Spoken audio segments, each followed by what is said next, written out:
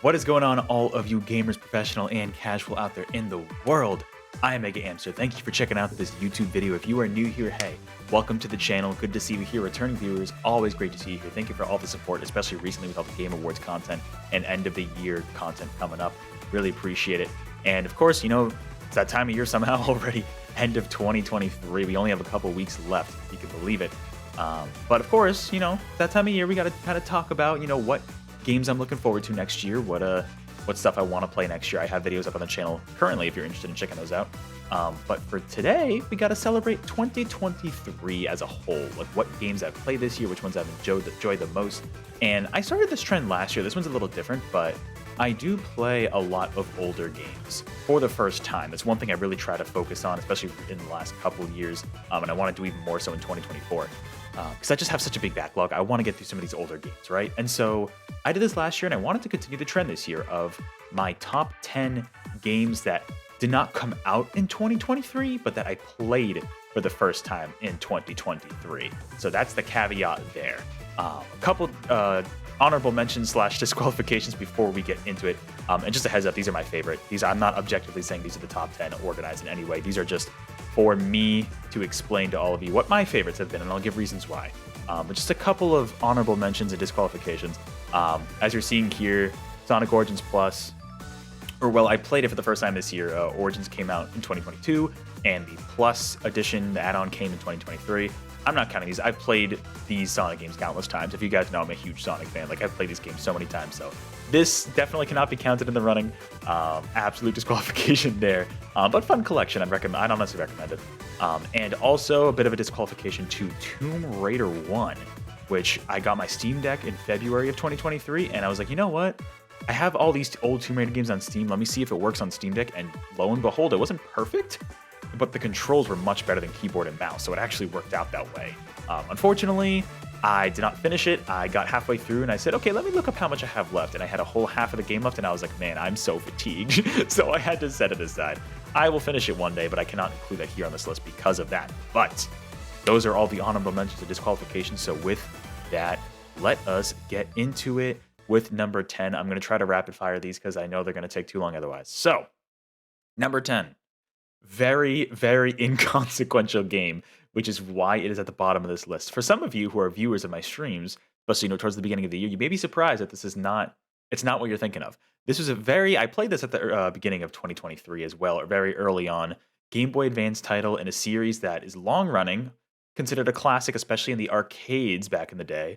But there are plenty of other kind of platforming-esque, I guess they're considered platformers, games. I did play one, the 3D one, back in on the computer, but this is a Game Boy Advance game, so not 3D, a little bit more 2D. And hey, it's one of Konami's legacy franchise. I believe it's Konami. And that at number 10 would be Frogger's Adventure: Temple of the Frog. What an inconsequential game. I'm literally only including it here because of technicalities, because I needed that 10th slot. Otherwise, if I'd finished Tomb Raider 1, you'd be seeing that instead. Probably at the bottom, to be honest. Or near the bottom. But man, it's fun. I enjoy Frogger gameplay. Shout out to the YouTube channel here. I totally forget their username because if I reveal it, then it's going to show. You know, I can check it quickly. I just want to give them a shout out very quick. Shout out to the channel Gallows99 for this gameplay footage here because I cannot find a trailer to pull from. Frogger's fun. I enjoy Frogger gameplay for sure. It's that classic arcadey style gameplay, but this game is so damn short. You can beat this game in a day, in a few hours max. It's really not very long. It's fun. It's at the bottom of the list because it's so inconsequential. There's really no meat on the bone here. I've heard some worse things about some of the other Frogger Game Boy Advance games. I hear this is actually one of the better ones. I know Nitro Red had a video on them a few years ago. Check out that video if you're interested of his, which is where I originally found out about this game. Then I bought it at a local game shop a year ago, and I was like, yeah, why not? What the hell? And you know what? It's a fun time for what it is, but it's not a bad game by any means. It's so inconsequential. There's just really not much to it.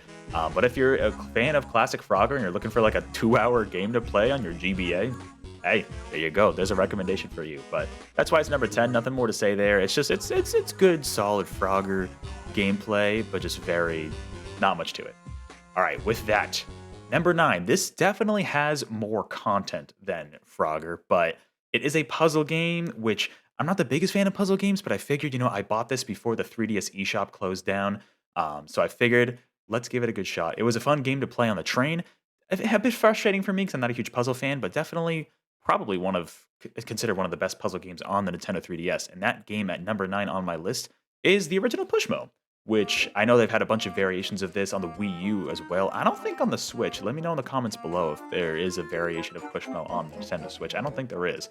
But this was the original Pushmo for a release back in, like 2012, I think it was, or something like that. It's a fun game. So the whole concept is like you're pushing. There's a different blocks that you can push and pull to kind of change the terrain. Usually you have to climb a set of like vertical blocks to like rescue a little character. And you can push and pull them usually up to 3 times, I believe is the max in this game at least. It's a really clever puzzle game. It's just for me, like I said, I'm not a huge fan of puzzle games. And what happens for me is this gameplay, it gets very tough. I did do almost all the puzzles. There was like a secret world I think I unlocked at the very end that I did not do. But a lot of those later puzzles, I was just getting so frustrated by. I would spend like 20 minutes just trying to solve one puzzle, and it was tough. It was really tricky. I'm not gonna lie, I got frustrated at it. It's just puzzle games aren't usually my bread and butter, but for what it was fun, clever idea. They introduced stuff like the ladders and the switches, which change things up a bit, but also can make it very, very complicated. So something to keep in mind there. But otherwise, hey, it's a fun time. If you're a big puzzle platformer fan, I think you'll really enjoy this game. It's just not fully for me, which is why it is so low on the list, but fun time otherwise. So that is my number 9 favorite old game that I played in 2023. So there you go. Number 8. Number 8. I think this may be one of the ones that some of you were waiting for. This is a game in not a long running series. I want it to come back. Man, it's up there in terms of series to come back for me for sure in the modern era. Very beloved game currently owned. The IP's owned by Xbox currently. And fans want this to come back. This was the sequel to the beloved N64 game that I played, streamed for the first time at the beginning of this year, and man, I've got some thoughts on it. That game at number 8 on my list is Banjo-Tooie, which this actually might be a fan-made trailer. Let me also shout this person out. If it is Captain Gavtron, shout out to them for creating this fan-made. I think it's fan-made. It might not be, but shout out to them if they did.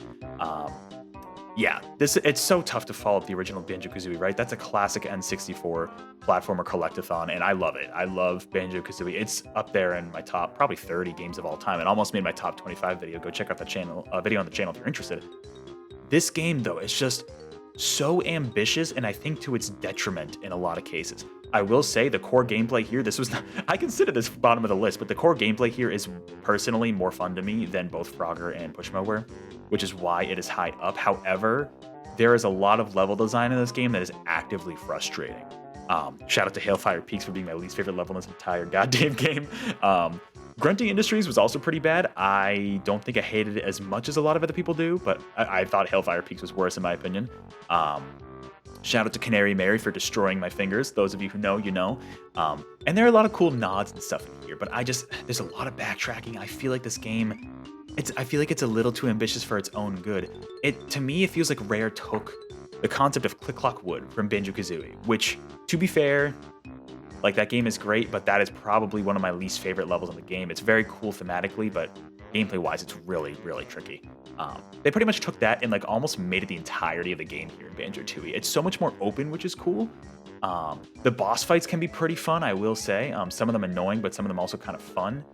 But like the solid core gameplay there is still good. It's still solid. I'm still not the biggest fan of how Banjo-Kazooie control in both of these games. But there's so much charm here. I think it's worsened by the expectations set by the original, right? This is a lot more open of a game, more ambitious, a lot more going on. But in a lot of cases, I think that ambition is to its detriment. Unfortunately, in my opinion, is kind of what I think of it. But like in terms of the overall game, like it could be a hell of a lot worse, trust me. It is a fine game, but I think as a follow-up to the original, I just don't think it succeeds personally, but the core gameplay is still there. So that's why it's number 8. Not quite bottom of the list, but I was a little disappointed in how it ended up, but you know what? The core gameplay is still fun. Number 7, speaking of core gameplay, all right, this one's tough because This is a genre of games that I'm not the biggest fan of. And those are, correct me in the comments, is it roguelike or roguelite? Those, I'm getting those mixed up. Let me know in the comments. You have to let me know what this game is officially, because I don't know I don't know the difference between the two, because I'm just not familiar with that genre, and I'm not the biggest fan of that genre. But this was a series that I was a big fan of. In fact, it did make the original game did make my top 25 of all time. And this indie publisher took this series and put it into a roguelite, I want to say, roguelite form. And you know what? I think they did a great job. I think they almost kind of captured that perfectly. It's just the gameplay style isn't fully for me. Indie darling here, number 7. Here we go. Shovel Knight Dig. Now, my least favorite part about this game are the roguelite elements. That's just my least favorite part. Like, I love Shovel Knight. I love the original Shovel Knight. I've only done Spectre of Torment, not the other two side modes, and I still haven't played Pocket Dungeon. I own it, but I don't know how much I'm going to like that game considering my stance on puzzle games. This game, like I said, the worst part for me is the roguelite elements. The soundtrack is Jake Kaufman spitting flames again. I'm 90% sure he composed the soundtrack. Feel free to correct me in the comments if I'm wrong. They implement a lot of the ideas from Shovel Knight. You know, of course, the platforming aspect. So it's kind of the platformer combined with the roguelite elements where you're constantly moving down. And then after 3 rooms, there's a boss fight that you take down, different knights that you can fight, right? I won't spoil anything, but some of them are inspired by or even taken from the other games. I won't say who. But there are also some new knights here as well. And some interesting mechanics like collecting the gears, and then the more gears you collect, the better items you get between runs. But it's just, yeah, like I said, it's just the issue for me. I get really frustrated at these roguelike or roguelite games because if they're so punishing when you die, it's like, oh, it feels the worst. And what's frustrating for me is that I love platformers. Like, platformers are my bread and butter, but it's so punishing when, you know, there are these games that, like, I really enjoy Shovel Knight, really enjoy the platforming in the game, but then you combine it with these roguelite elements that when you die, you get a game over, and it's like, oh, it's just the worst feeling ever, you know what I mean? And it actively was kind of frustrating. I definitely struggled a lot with it. Now, if you're a big fan of roguelite games, you should totally check this game out, because I think, like I said earlier, kind of hinted at earlier, Yacht Club Games did a really commendable job in translating Shovel Knight into a roguelite form. Like, I think it really works. It's just kind of like Pushmo, not fully a kind of game for me. Just combining the puzzle, the platforming with the roguelite elements there. So definitely a well-crafted game. It's a very charming game. Soundtrack's great. Different items are really cool. It's just not fully for me. So that is why it is number 7 on the list here. All right, we are almost in the top 5 here, but here is number 6. So number 6, this is I'd say, I don't know about long-running series, but definitely one with several entries in it. This one is a series by Capcom. Shout out to Capcom fans here. That I've played most of the games at this point, the main games, and this was the 5th game in the series that I've been slowly trying to work through over time. I played the 4th game for the first time last year, now the 5th game as well. I just finished actually not that long ago, like a month ago as of this recording, and I enjoyed it for what it was. I love the characters in these series, and gameplay, hit or miss, but this was really fun for me. So number 6 on this list is Phoenix Wright Ace Attorney Dual Destinies, the 5th game in the Phoenix Wright Ace Attorney series. Now, this was one on the 3DS. This was another one I bought before the eShops closed down. This one's interesting to me. I think this is my least favorite Ace Attorney game. It's been a while. It's been years since I've played the original trilogy. But I think I did like Apollo Justice a little more. And what it comes down to for me are, I mean, first of all, I'm not a huge fan of the visual novel gameplay, but it's the characters and the story that bring me through. And the characters for me were kind of hit or miss. I love Athena in this game. I don't know if that's a hot take. Let me know, Phoenix Wright fans. Athena is probably one of my favorite Ace Attorney characters now. Like, her backstory goes places. I'm not spoiling anything, but it goes places. Also, I love that they brought Phoenix Wright back, you know, after his, not to spoil too much, absence from Ace Attorney. But we've also got Apollo with his little sightseeing eye thing, and then of course Athena with her whole psychoanalysis stuff, which really shakes up the gameplay, which just the typical courtroom gameplay. So I do really like that part of it. But other characters, just not so much. Some of my least favorite court cases in Ace Attorney, specifically the 2nd case. I won't say anything about it. If you know, you know. It's just, I don't know. I didn't really enjoy it. The ending case was probably the highlight for me. Took a while to get there, of course. Also, the 3rd case was also quite good. Cool to see some old characters come back in here. Won't spoil that either. One of my least favorite prosecutors, which is kind of tough. Like, he was solid, but like it's such a high bar with all the other prosecutors. Definitely my least favorite so far in the game. But I will give it credit for having, I like the fact that there is Phoenix, Apollo, and Athena, all with different styles of gameplay here. I really think that's super cool. It's just like the cases were some of the cases and some of the supporting characters were very hit or miss for me. So I think that's why it's, I mean, still number 6, right? Like I still loved the twists and stuff going upon us, and the whole, like it says, Dark Age of the Law being the whole overarching theme was a really cool idea.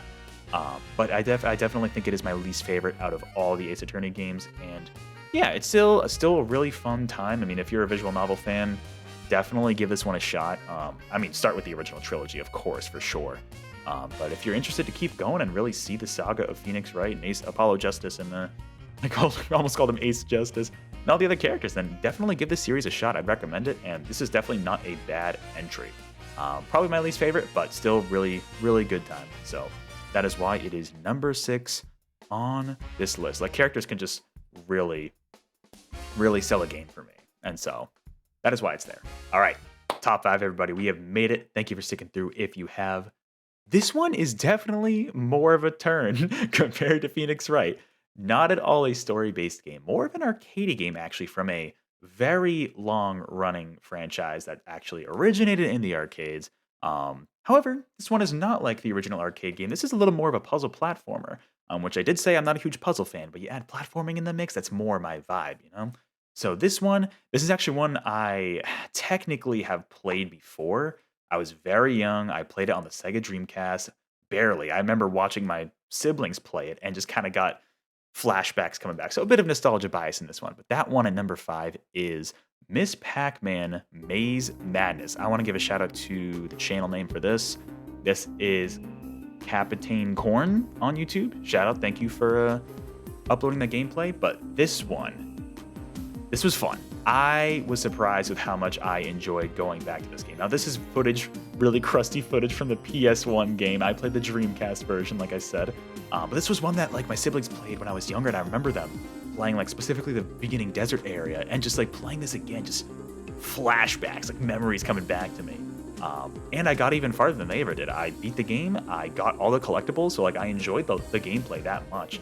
But, like, to be honest, like, it's similar to Frogger, where there's not like a crazy amount of substance to the gameplay, but like first of all, there's way more than Frogger, and second of all, it's just like more enjoyable gameplay in my opinion, because there's also a bunch of collectibles. Not only are you doing these Pac-Man like mazes, but you're also collecting all these different items along the way. You get different stars based on if you collect all the dots in a level, if you beat the level on a certain time limit, if you get all the actually, you know what, I didn't get all the stars because I didn't do the time limit ones. I did all the collectible based ones though. But like, I gotta commend this game for just like really doing a good job of combining classic Pac-Man gameplay with a bit more of a puzzle. I guess it's more puzzle than platformer element there. You know, and like, because Pac-Man World was definitely more of the platformer aspect, and I played Repack last year, and like this was, I think, around the same time as Pac-Man World 1. But obviously this went in a much more different direction, you know, now, you know, going more like staying more true to classic Pac-Man and Miss Pac-Man, but like making it even more interesting with just the collectathon puzzle aspect. So I really appreciated that game for it. That arcadey vibe was great. The final boss was kind of meh, but there was a cool chase sequence there near the end. And some interesting themes, some annoying level design on occasion, but like, I don't know, just fun, simple gameplay. And that can really carry a game for me. Not a long game either, but that can really carry a game for me. So that is why it is here at number 5. But with that, number 4. This is one I streamed this year. This is one that, shout out to some of you, you know who you are in the channel community, where I've been meaning to stream this game for a while. I've been meaning to get into this series for a while. This is another Capcom series. Now, this is one that those certain people, shout out to you guys, specifically told me to start with. They're like, if you're going to stream these games, you got to start with this one. This is the first chronologically. I'm like, all right, we got to do it. And I was honestly surprised with how much I enjoyed it. Now, there are bits that I don't enjoy as much. I think this game has definitely aged, but for what it was, I still really enjoyed the action gameplay. And that at number 4 is Devil May Cry 3. Now, what's interesting about this one, like I said, this has not aged well. Let's get the bad out of the way first, because we're in the top 5. We got to talk about mostly good, right? This game is clunky. I'm sorry. This game, it's like, this game feels like it should be smoother than it is. You know, like playing this, I played the HD collection version on the Xbox store, and it felt good to play with an Xbox controller, but it definitely just like the jumping and stuff like that, and just like the level design wasn't great, but also like just I don't know, it's just something with the controls just felt a bit stiff to me. Let me know, Devil May Cry fans, if you feel the same way. Like, I think this game is high up on the list in terms of games that I want remastered or remade with like new controls, because give this smooth controls like potentially Devil May Cry 5 would have, and bro, this game would be so good. But there's so many good things about this game. It's interesting that someone mentioned that he actually didn't work on this game. Feel free to correct me in the comments if he didn't. Maybe it was just he didn't direct it. I don't know for sure, but this might have been when he went over to Platinum. But like the charm of this game is just so funny. It's so cringy, but like in a lovable way. Like Dante as a character, Lady's really fun. Virgil's just like that solid edgy antagonist. Arkham's a decent villain. Bro, I love Jester. Jester is my favorite character in this game, though. I love Jester's character. But Dante's also fun.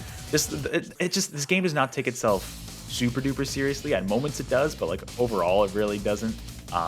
Definitely takes itself less seriously than something like Bayonetta, honestly. But it's very flashy. What I love about the combat, though, one big issue I have with like fighting games, and sorry, I got distracted for a second.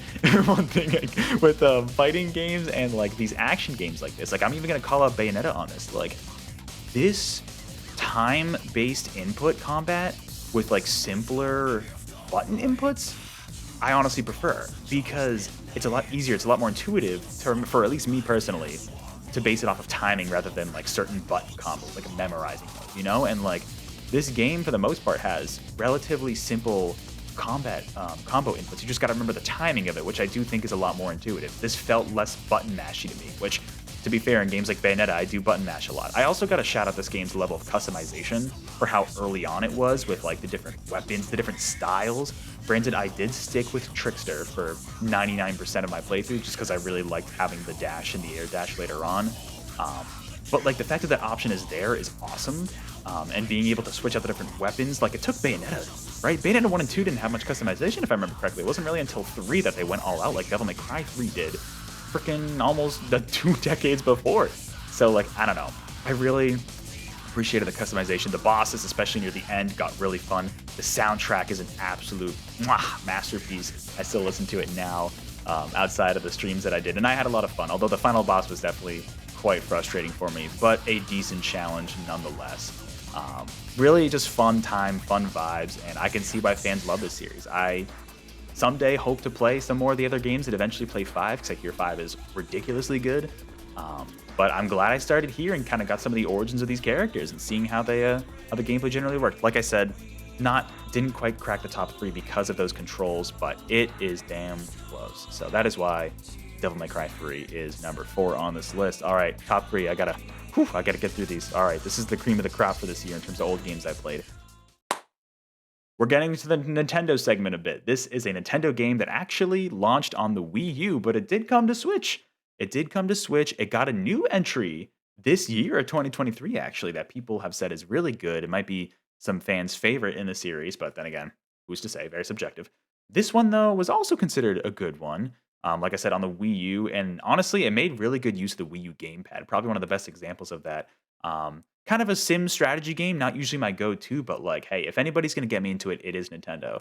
That game at number 3 is Pikmin 3. Now, this is the trailer for the deluxe version on Switch. I did not play this version. I actually bought the original. I think it was on sale. I got like a big discount for like one of my birthdays. You know how they used to have those discounts on like Wii U and 3DS era?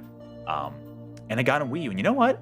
I'm glad, because having the map and being able to have that level of control on the gamepad while the main game was on the TV was huge. Like, I don't see how I could play. Honestly, part of me doesn't even want to play any other Pikmin games because of just, I think, how integral the gamepad feels to this game. Like I said, I've never played Pikmin before. This was my first Pikmin game, and nice pose, Red Pikmin. And it was a fun time. It's tough for me because I am bad at multitasking. I can be bad at managing multiple groups. So a lot of the time, I will say I did stick to like one big group of all the captains once I unlocked them and all the Pikmin. Occasionally, I would split them up, but like for the most part, I just kind of stuck them together, and so it did take me a little longer. I did collect all the fruit because I found the exploration to be my favorite part of the game. Exploring using the different types of Pikmin, like the certain elements that they each have. Um, and yeah, just kind of digging up the fruit and finding those. The combat, I'm not a huge fan of, I will say. I definitely found myself. I think I lost like 1,000 Pikmin. I know that's gonna hurt Pikmin fans' hearts there, but like, man, I lost so many Pikmin, especially at the end. Some of these enemies are brutal, but definitely really fun. And of course, it always sucks to see you lose Pikmin because they're so adorable. But the different types are really cool. Like flying, and in particular, seems like a really cool Pikmin type that hopefully stays. Rock is interesting. I don't know the difference between them and purple, really. I know they can like break glass, obviously, but like it's definitely different. Some cool callbacks in this game as well, although the ending to the original version is a bit abrupt. If you know, you know. I won't say any more about that. But the core gameplay is fun. You know, I was very surprised with how much I actually ended up enjoying Pikmin 3 in terms of the core gameplay. Because like it's kind of a chill vibe, but then again, there's also moments where you're just like really stressed out because you're trying to get, you know, like wrap everything up for the day, or you're trying to not lose a bunch of Pikmin.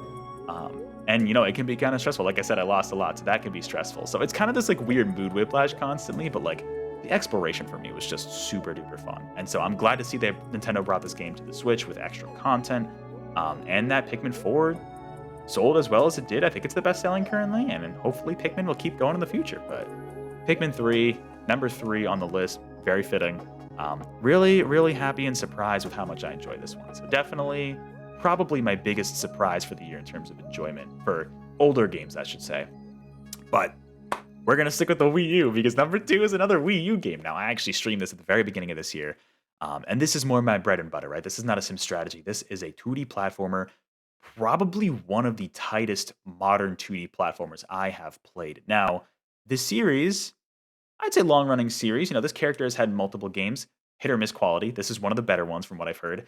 Um, did have a follow up on the Switch, which I don't think was received as well. And they still have yet to bring this Wii U game to the Switch. But you know, I really enjoyed the aesthetic as well. And just the core platforming gameplay. That at number 2 is Yoshi's Woolly World. Now, I had shout out to, I think it was Hayden, shout out to Hayden in the community for recommending this game. I bought it on Wii U, a physical copy, like end of last year, and I streamed it at the beginning of 2023, and really, this is such a solid 2D platformer. If you are a 2D platformer fan and you have a Wii U, dust that thing off because, actually, I think they have it on 3DS as well, but I don't know how good that version is. This is such a fun game. Such a fun classic game. A lot of good collectibles. I think, especially if you're a Yoshi's Island fan, I kind of hear this is like the next best Yoshi game. Like I said earlier, definitely hit or miss quality. Also, the yarn aesthetic is really cute. I know Kirby's Epic Yarn did it before, but it also really works for Yoshi. Lots of different costumes you can unlock. If you have Amiibo, you can unlock costumes that way, but you also unlock costumes by collecting the different yarn collectibles in the game. I think I ended up getting all the collectibles. I may have missed like 1 or 2 at the very end, but I definitely got close. Of course, Poochie's great. Always gotta lick Poochie's butt. Shout out to anybody who knows what the hell I'm talking about. But like, really, just solid 2D game. And like, I've heard Crafted World on Switch may not be as good, which is unfortunate to hear because this is definitely one of the great Yoshi games from what I've heard. Just, yeah, if you have a Wii U or even a 3DS, I don't know how much this physical copy goes for. In fact, the 3DS version might be more expensive. I have no idea, but this is really fun. Really solid 2D platformer. Like, it doesn't do anything revolutionary. It's still that classic, like, Yoshi's Island gameplay with the yarn aesthetic, really. But it's like, it's solid. It's a solid, only on Wii U. Still only on Wii U.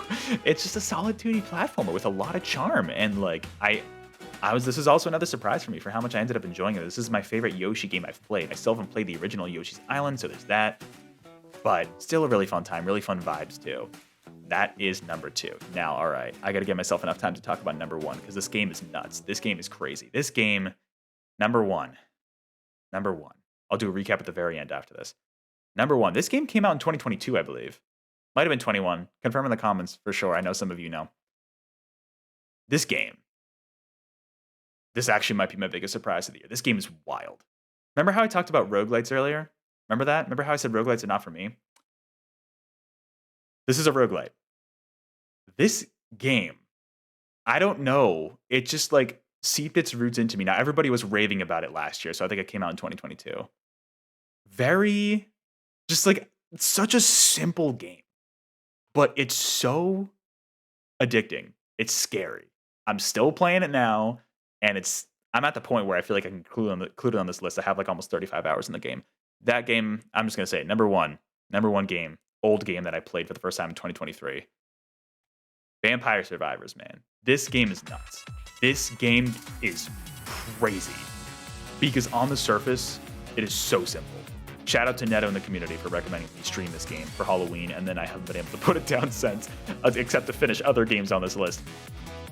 Holy crap. This game it's scary how addicting it is. Now, to be fair, the backstory, I guess the person who developed, or one of the developers, I don't know how big the team was on this game, worked on slot machines. So that makes a lot more sense in context. However, you would think that type of game, like, oh, well, that type of game, there's probably microtransactions like all over the place, and it's probably kind of scary. No.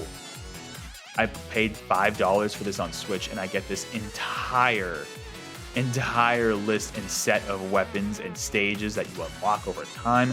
In-game unlockables. You don't have to pay real money. That's nuts. With this type of game, this is like the perfect kind of game. Let me pop off for a bit. This is the perfect kind of game to introduce microtransactions. Like crazy. And I'm not sure if the mobile version does. Let me know in the comments below if you know. But the console version, you pay a flat $5. I played it on Switch, not Xbox. This is a phenomenal Switch game, by the way.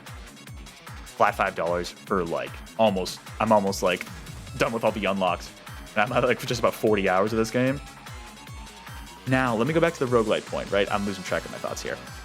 With Shovel Knight, I didn't like the fact that they combined the platforming with the roguelite. That's what I really didn't like, because I love platformers. I have a certain mindset when I play platformers, but then you add the roguelike elements, and it just felt so punishing to me.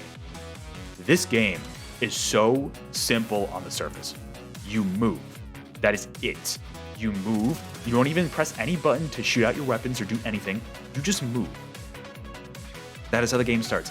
And then you just kill enemies, collect gems, and you slowly upgrade, and you feel, and this is the thing for me, you feel yourself getting so much stronger because there are, I believe this is a roguelite in that case, there are upgrades that do carry, throughout the game. Like the more runs you do throughout runs. And like the trailer just said, be the bullet hell. That's literally what this game is. You feel like a god when you get so powerful, and there are like hundreds of enemies on the screen, and you are just mowing them down left to right. Now, were there some frustrating moments where I was like, oh man, I'm not progressing? Sure. But it's one of those games that like the more you play, you slowly progress, and just like the more powerful you get. Absolutely nuts. Like, it's such a simple idea on paper, but you unlock more characters, stages. There are some weird, I'm not going to spoil anything for anybody. There's some weird stuff that happens in some of these later stages, like mind-bending stuff. Like, I thought my game crashed at one point. It did not. A real Arkham Asylum moment there. Like, I couldn't believe it. Like, this game kept shocking me the more I played. And like, just even doing any runs is just so fun. Once you get super duper powerful, you get more upgrades. I could gush about this game all day, but I don't want this video going on ridiculously longer. So, Vampire Survivors, man, like, I would recommend this game. Even if you're not a fan of roguelites, like, this is the roguelite to try because it is so simple on the surface. You're literally just moving your character. There's a little bit of strategy involved, sure, in terms of what items you choose every time you level up, but like, this is the game to try if you ever want to try a roguelite. This is it. This is the one. This is the simplest one on the surface that has a really, really good, like, rewarding feeling of getting stronger and progressing more and unlocking everything. It's so addicting. Like, I can't believe this game is so simple, yet it's so addicting, and I absolutely love that. So that is why it is number one on this list, man. This game is nuts. Like, there's Yoshi's Island at Yoshi's Woolly World at number 2, and then Vampire Survivors is way up there. This is probably one of my favorite Switch games now. It is definitely up there. So definitely give it a shot if you're at all interested in the roguelite genre. This is one to check out. And it's super duper cheap. Like I said, I paid $5 on the Switch. There's also DLC if you're interested. I haven't bought that yet, but there's also that. So, and Among Us crossovers, but who would say? All right, just a recap quickly before I end the video here. Number 10 on this list was Frogger's Adventures Temple of the Frog for Game Boy Advance. Number 9 was Pushmo on 3DS. Number 8 was Banjo-Tooie. I didn't clarify, but I played the HD version, not the original N64 version, so there's that. Number 7 was Shovel Knight Dig. Number 6 was Phoenix Wright Ace Attorney Dual Destinies on 3DS. The Apollo Justice Collection coming very soon. Number 5 was Miss Pac-Man Maze Madness on Dreamcast specifically.